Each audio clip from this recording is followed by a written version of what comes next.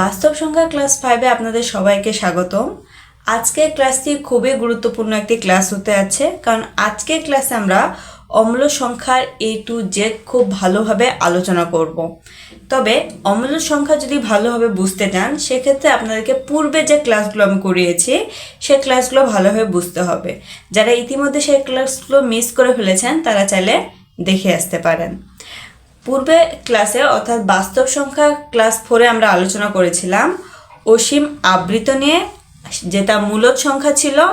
আজকে আমরা অমূলদ সংখ্যা নিয়ে আলোচনা করব, যেখানে আমরা অসীম অনাবৃত নিয়ে আলোচনা করব। তাই আপনি যদি এই দুইটা ভালোভাবে না বুঝেন, সেক্ষেত্রে কোনটা মূলদ এবং কোনটা অমূলদ আপনি ভুল করবেন।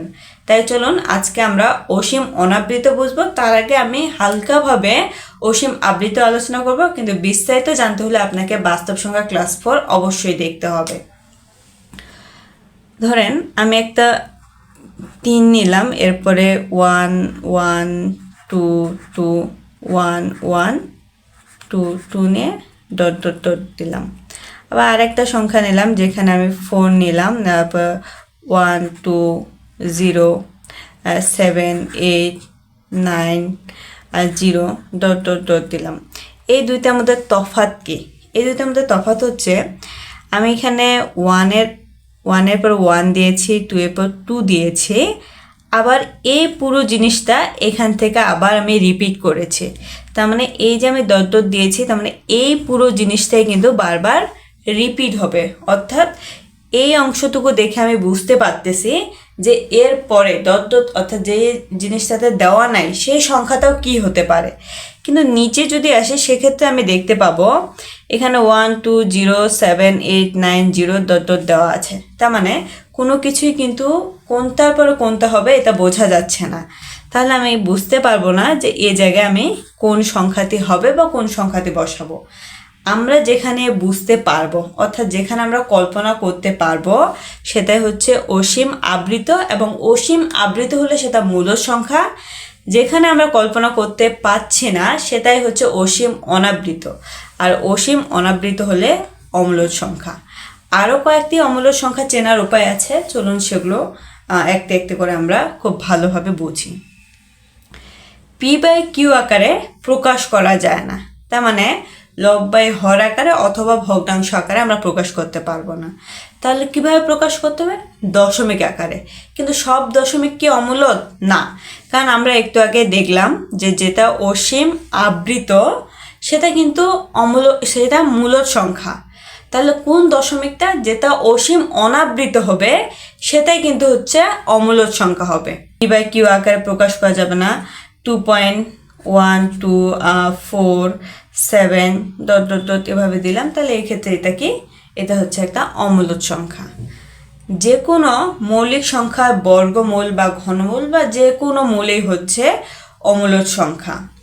আমি যদি এখানে 2 নেই, 2 কিন্তু একটা মৌলিক সংখ্যা। এর উপর যে আমি বর্গমূল দিই, তাহলে এটা মৌলিক সংখ্যার বর্গমূল হচ্ছে না। তাহলে এক্ষেত্রে এটা হচ্ছে অমূলদ সংখ্যা। তাহলে যে কোনো মৌলিক সংখ্যার বর্গমূল হোক, ঘনমূল হোক বা যে কোনো মূলেই হোক না কেন, সেটা অমূলদ সংখ্যা হয়ে যাবে। পাই এবং ই সর্বদাই অমূলদ সংখ্যা। কেন?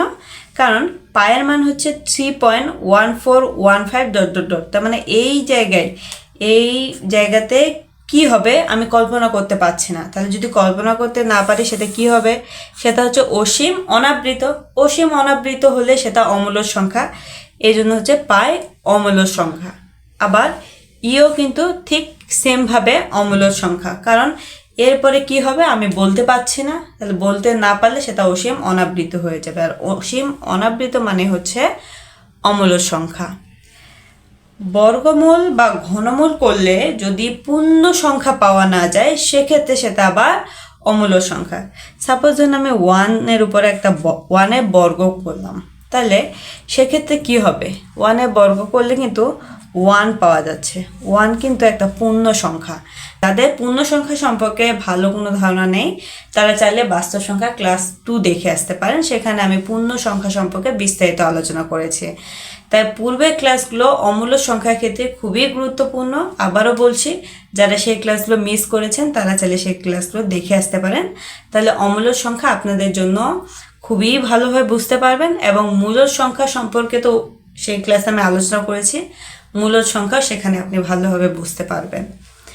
কিন্তু যদি আমি 2 লিখি তারপর রুট দিই, সেক্ষেত্রে কিন্তু আমার একটা পূর্ণ সংখ্যা আসবে না, সেক্ষেত্রে আমার আসবে 1.4142 ...